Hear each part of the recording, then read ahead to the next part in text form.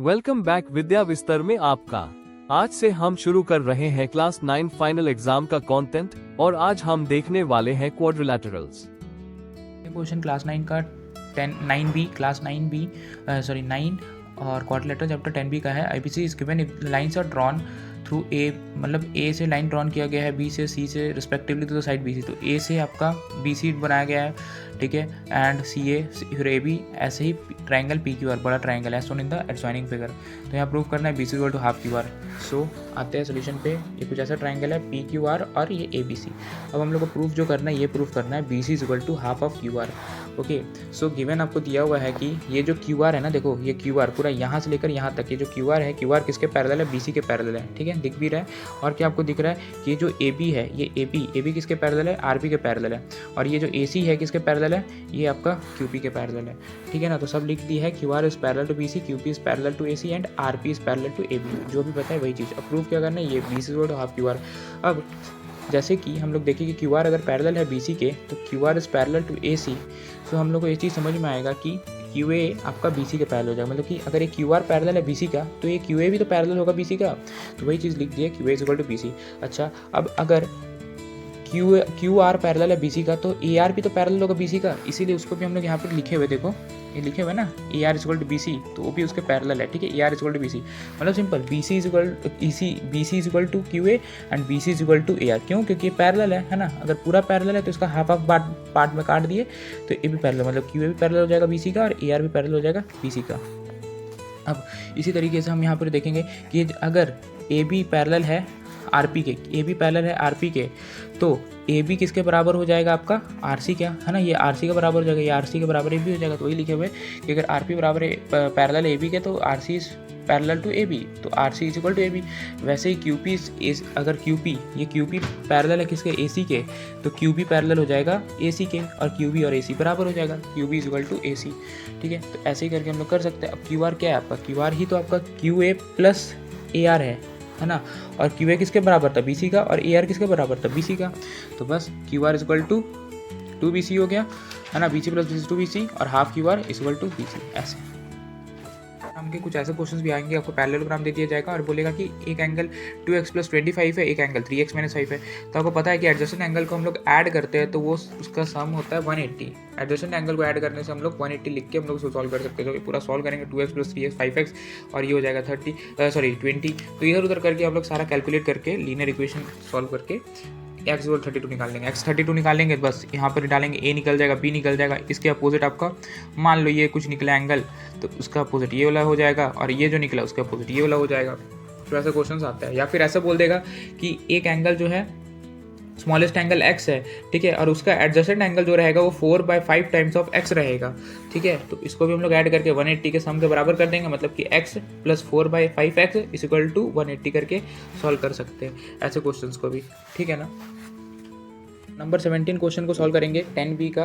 क्वाड्रिलैटरल्स in a parallelogram ABCD points M and N have been taken on the opposite sides AB and CD, ठीक है। देखो ये AB और CD में M और N पॉइंट्स हैं, and such that AM is equal to CN। AM दिख रहा है, ये AM और CN आपका बराबर है, so that AC and MN bisect each other. तो यहाँ पर ही AM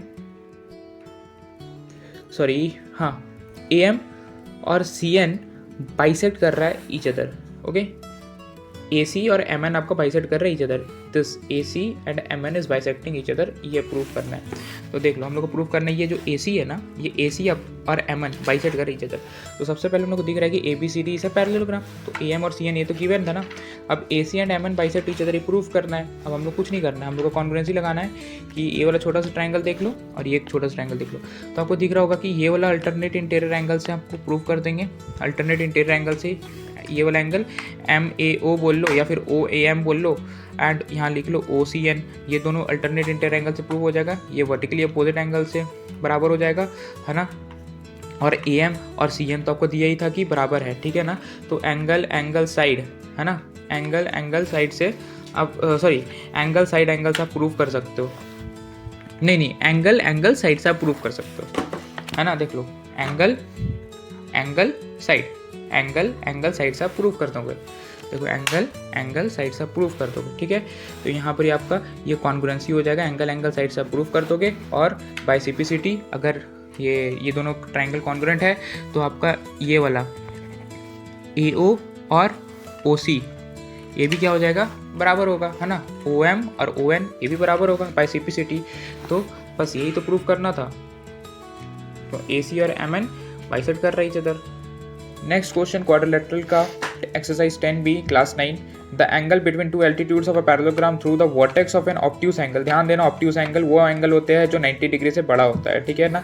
तो देखो ये 90 डिग्री ऐसे है, ठीक है। 90 डिग्री से छोटे एंगल जितने भी यहाँ पर इधर 0 डिग्री से लेकर 90 के बीच में रहते हैं, ये सारे एक्यूट एंगल रहते हैं, बट ऑब्ट्यूज एंगल 90 डिग्री से बड़े रहेंगे, ठीक है ना। तो पैरेललोग्राम का ये वाला एंगल आपका 90 डिग्री रहेगा, हम बता देंगे अभी, ठीक है। Obtuse angle of parallelogram is 60 degree. कितना degree? 60 degree. Find the angles of the parallelogram. चलो आते हैं सॉल्यूशन पे।